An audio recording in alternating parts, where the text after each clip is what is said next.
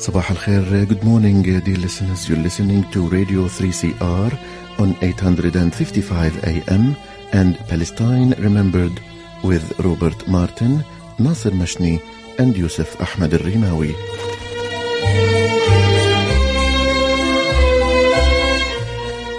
Palestine Remembered is Australia's only English language radio program that is totally dedicated to Palestine. We'd like to welcome those listening on 855 and those that will join us on podcast at 3cr.org.au.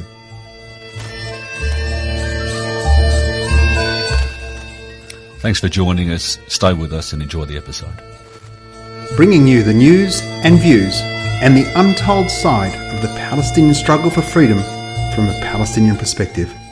Good morning, ladies and gentlemen. Welcome to another episode of Palestine Remembered. Today, I'm very excited to bring to you the crew behind Tales of a Homeland, a Australian-grown Palestinian art initiative. And we've got three of the founders and producers here. But first, let me tell you where you can see Tales of a Homeland. In New South Wales, in Sydney, on the 7th of May, you can see it at Brian Brown Theatre in Bankstown. That's the 7th of May at Brian Brown Theatre in Bankstown. And in Melbourne on the 30th of April at the Clock Tower Centre in Moonee Ponds. That's the 30th of April, Clock Tower Centre in Moonee Ponds. Make sure you've got a pen and pencil because we'll talk about exactly how to get tickets throughout the show, but there'll also be links in the podcast so you can get all the details there. Joining me from Sydney, Jannah Fayyad, who's a Palestinian from Jenin. She was born and raised in Kuwait. She's a marketing, people and culture professional working in the Australian aviation industry. She's been very active in the Palestinian communities, both in Kuwait and in Australia, and in the cultural and activist space as well. And for over 15 years, she's had experience in organising Palestinian events and fundraisers, and she's got a passion for recreating and reliving the culture and heritage of our ancestors into modern forms of art and expression. She's the director of Tales of a Homeland. She's also joined by Sumaya Al-Kaddoumi, who is an Australian-born Palestinian. Her father was a Nakba survivor in 1948, and he ensured that his 7 children would not forget his heritage. Sumaya is a secondary school teacher and a wellbeing coordinator. She's worked for and with many Sydney and international Palestinian community groups for the past 15 years, including leadership programs, establishing youth groups, organising events, speaking and writing on Palestinian topics and emceeing events. She's passionate about celebrating her Palestinian identity and to prove that the young will not forget. And finally, Omar Alouf, who's a Palestinian from Gaza. He's a mechatronics engineer professional working in IT strategy and consulting. Omar is highly skilled in Palestinian Dabke and is one of the founders of Ataba Dabke, a Palestinian not-for-profit Dabke group whose core focus is to celebrate one of the most prized cultural traditions. Omar is highly experienced in fundraising efforts in Palestine as well as neighbouring countries in need. He's the male lead in Tales of a Homeland. Good morning, guys. Morning, Nasser. Good morning, Nasser. Good morning. So very exciting to have the three of you with us. Unfortunately, Asala and Mustafa couldn't be with us. We would have had the whole crew, but that's okay because we've got a really good representation. Firstly, Jannah, why don't you tell us the idea, the genesis of Tales of a Homeland? Where did it all come from? Yeah, absolutely. So you mentioned one of our other team members, Mustafa Al-Zakzouk. Unfortunately, he wasn't able to join us tonight. But during the peak of COVID, he was obviously with the border closures. And, we were unable to visit the homeland for quite some time. And obviously with the events going on in Gaza in May of 2021 and the outbursts that were happening all around Palestine, he was searching for ways to connect to the homeland. And so the idea came to him in the peak of the pandemic, which was to put on an original Palestinian play and to tell the stories of our ancestors. So for 74 years since the Nakba, which obviously saw more than 700,000 Palestinians expelled from their homes, Palestinians all around the world have struggled in more ways than one, which brought about years of ethnic cleansing and apartheid tactics and settlements. But a negative impact, unfortunately, which is commonly overlooked, is dehumanization of Palestinians and the erasure of their rich and deeply rooted culture and stories, which dates back to historic times. And so Mustafa, as well as many others in the team, recognized this issue, and we aimed to fill this gap by educating and celebrating our heritage in an event that we're hosting for the second time this year, Tales of a Homeland. And so we hosted it for the first time last year in March of 2022, and we hosted 300 guests in Sydney It was a fantastic show. We received a lot of positive feedback from the audience. And it was just a fantastic way to get Palestinians living in Australia from different generations. So the Tales of a Homeland is actually a group of 30 members. How it all started out was Mustafa got us all together, and we all shared stories that we heard from our grandmothers and our great-grandmothers and our fathers as well, and all of our family members. And because we're all from different regions in Palestine, in one moment in time, all of our ancestors were connected and all of our stories were shared together. And that's what birthed the idea of Tales of a Homeland. And so it's a play, it's a theatrical production, if you will. And there's a lot of our heritage included, so music and cultural traditions, and there's a wedding as well. So I don't want to spoil too much about it, but it basically follows the love stories of two Palestinians that are distanced by time and space, but they're connected in the most extraordinary of ways. Fantastic, John. So one of the realities, and we talk about just how beautiful Palestinian culture is, whether it's a celebration of our food, our dance, our folklore, and in this case, the art of stage. Too often, Palestinians are dehumanized. Edward Said wrote an entire book and a thesis on it, Orientalized. How has this show enabled you to break through that? I think what's really important about our Palestinian identity is that we realize how connected we are through our traditions. And one thing that I really loved about this play is how we really put on show our customs and the authenticity of who we are as a people. We're often so lost in the political crimes that are, being committed against Palestinian people that we forget what is being Palestinian. And, it reminds me of growing up in Sydney. And when I was in primary school, I would have to, people would ask me, what nationality I was. And when I'll tell them Palestinian, so many people wouldn't know what Palestinian was. And they'll say, oh, Pakistan. And I'll say, oh, no, not Pakistan. It's, Palestine. And I would have to make some kind of connection to them from what they have, in terms of their knowledge. And I would have to say, are you familiar with Jesus? And it's his birthplace. That's the place that I come from. And what I really loved about this play is it really displays what being Palestinian means. It's our culture, it's our clothing, it's our songs, it's our love stories, it's everything that makes us unique. And it connects us to the people in the homeland, being part of the diaspora. We're so desperate to connect to the homeland. And one way we do that is through the authentic customs that are passed down from generations. So that's what I think is really important, and a really enjoyable part of this play is being able to reconnect. And it's something that Palestinians living in the diaspora probably struggle with the most. We're familiar with what's happening in Palestine, but we're not so familiar with what traditions and customs we have in a wedding, what traditions and customs we have in the henna party.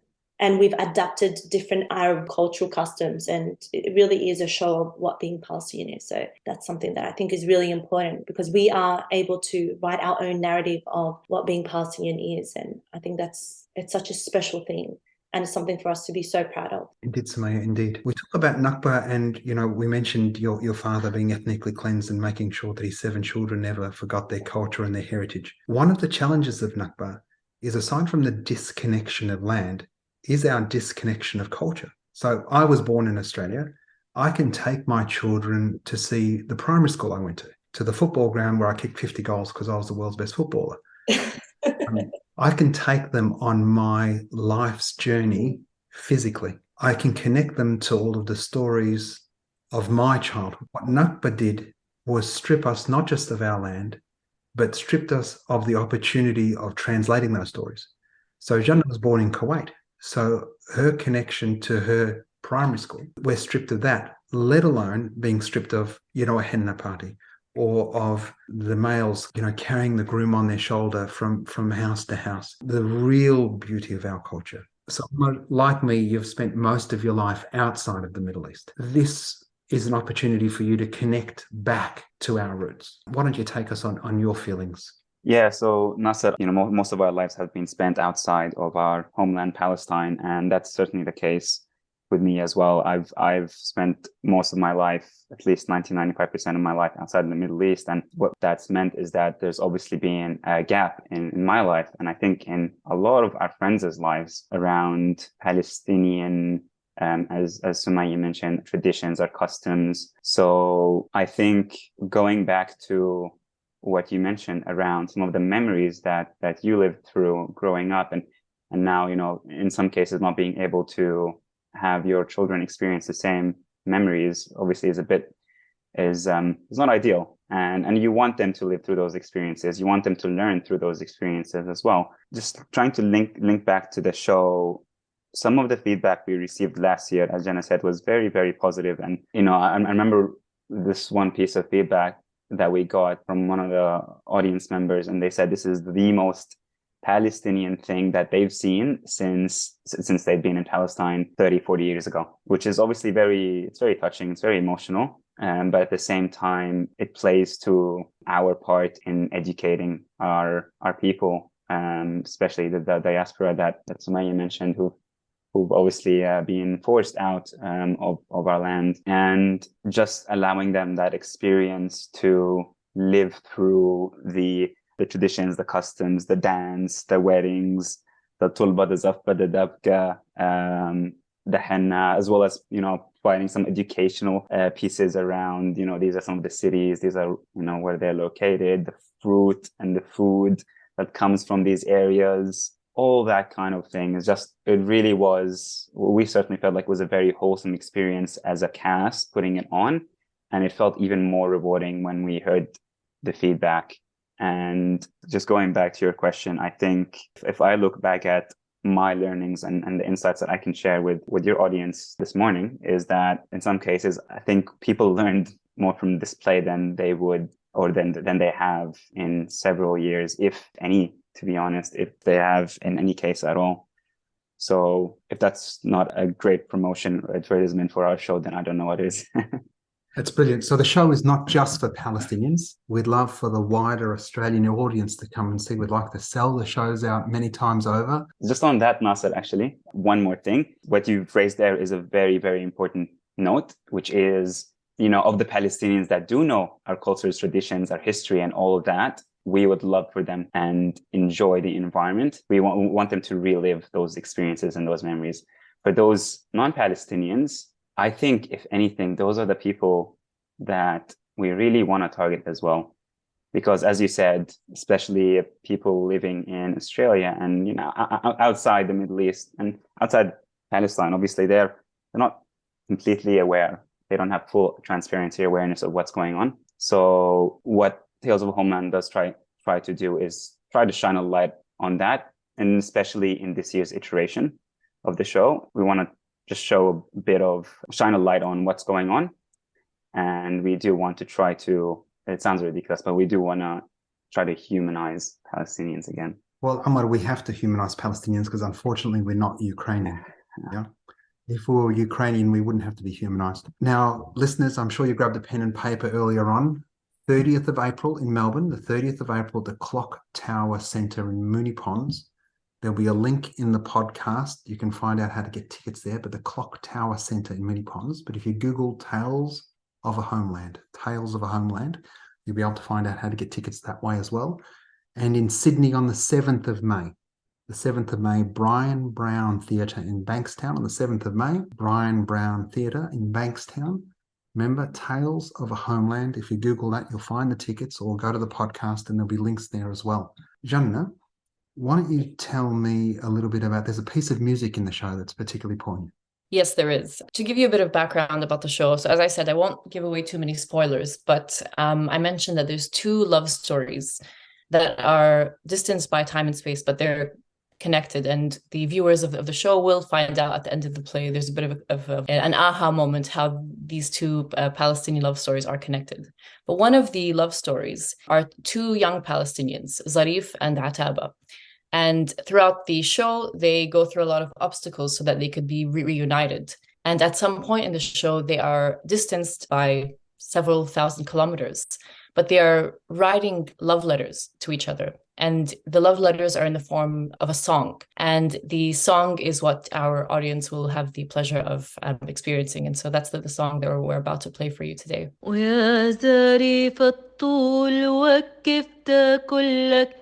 رايح عالغربة وبلادك أحسن لك خايف يا ظريف تروح وتتملك وتعاشر الغير وتنساني أنا. والله يا عتابها الغرب مرة، حتى بالعسل ما بتحلى بالمرة، لو جمعنا المل والذهب بالجرة، بتضل المحبوب وما إلنا غنى. ويا زريف الطول متغرب عالكوم، لا تبعد عنا وتحط علينا اللوم، إن شاء الله بترجع ونرجع الكروم، نحصد الكمحات ونجمع شملنا. العين سالت من دم الوريد، لما هاجرت وسافرت لبعيد، سكى الله تعود ونشبك ايد بايد، ونبكى لبعض ونعيش بهنا. And that song that you just heard was in the love letters that Zarif and Ataba write to each other back and forth.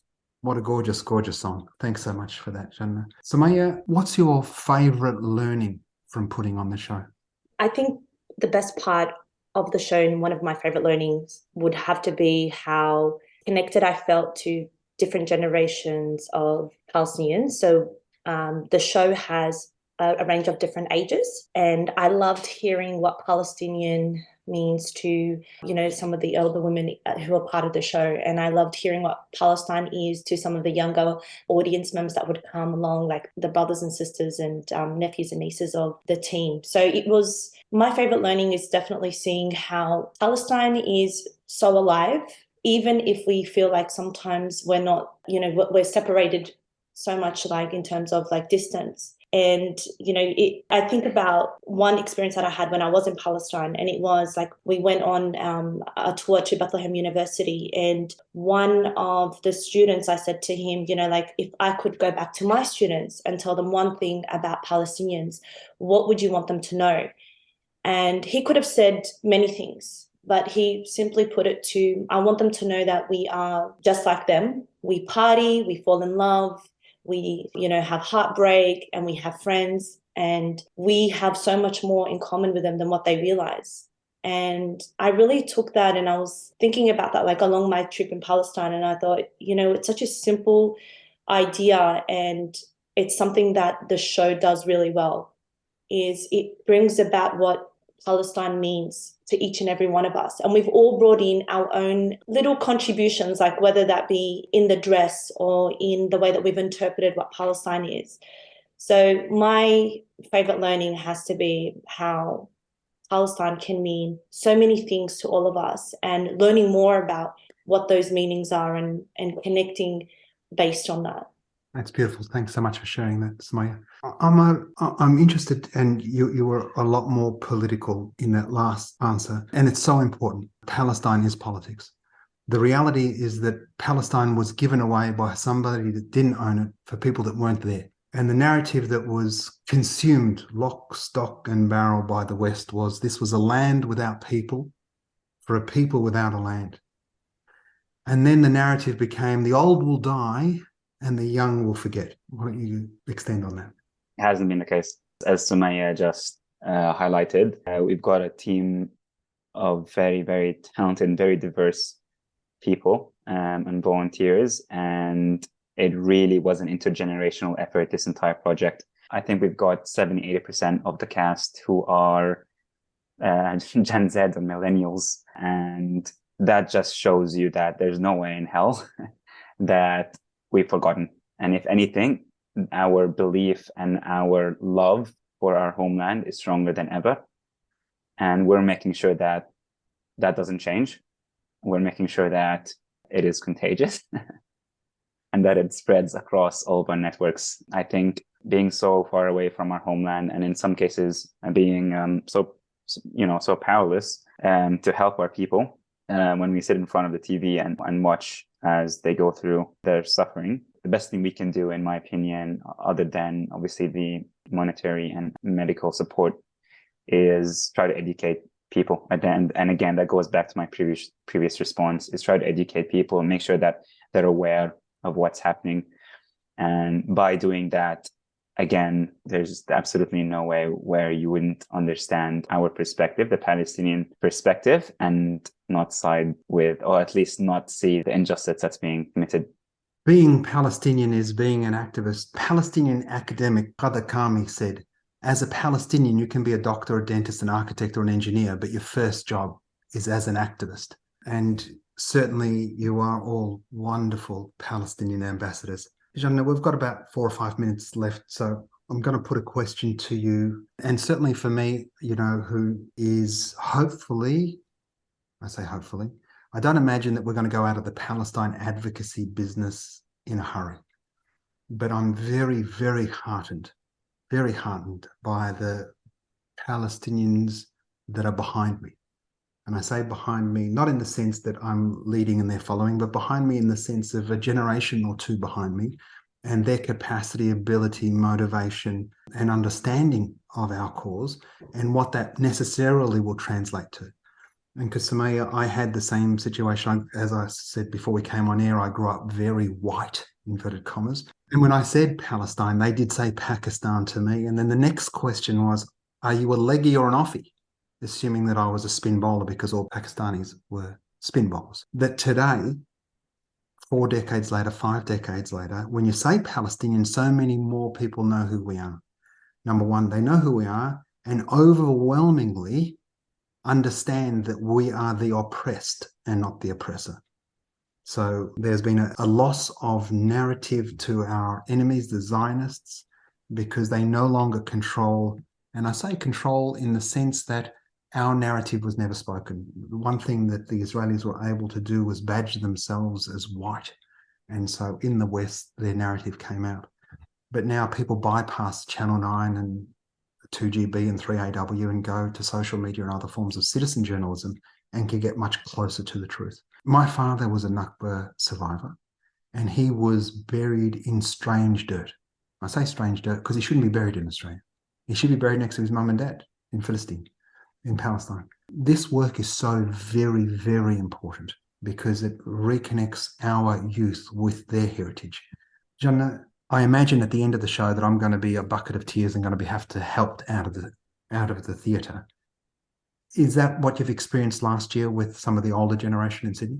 Absolutely. And I'll tell you this, it wasn't just at the end of the show. This was actually during our rehearsals. At times it got quite emotional because obviously when you're getting together and you're brainstorming and you're bringing up stories that you heard from your grandparents and that you heard from your grandparents and your ancestors, it brings back a lot of emotional memories. And so I do recall at times a lot of the members when they were recalling stories that their parents who might have passed away, who, as many of us have experienced, where we're kicked out of our homes in Palestine. It brought back a lot of those memories. It was sort of bittersweet in a way because we had all of these members in our groups come together, and it was a bit triggering at times because they would bring back memories of what their families experienced in the Nakba and the years following the Nakba. And just after the show, I remember because it was such an emotional moment because we had people coming up to us from all over Sydney, from all different walks of life, and just explaining to us how monumental this show was. And one of the things that I remember hearing so often was that they were so happy that they brought their kids with them because for years they had told their kids these stories of the traditions in Palestine, but it's not the same as when you're seeing it live in real time. And so that's one of the things that in our sort of promotion of our shows, we actually highly recommend that our guests bring their kids along, no matter how old they are, because as Omar said, it is absolutely an educational experience.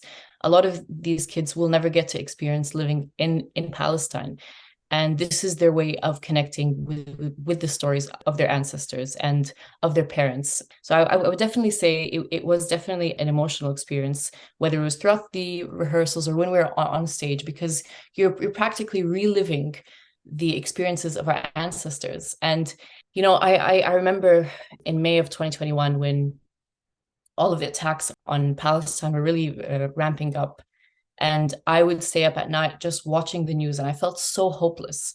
And I remember when we got together during Tales of a Homeland, this was it was a moment of clarity, because I felt so hopeless during those times, as I mentioned to you.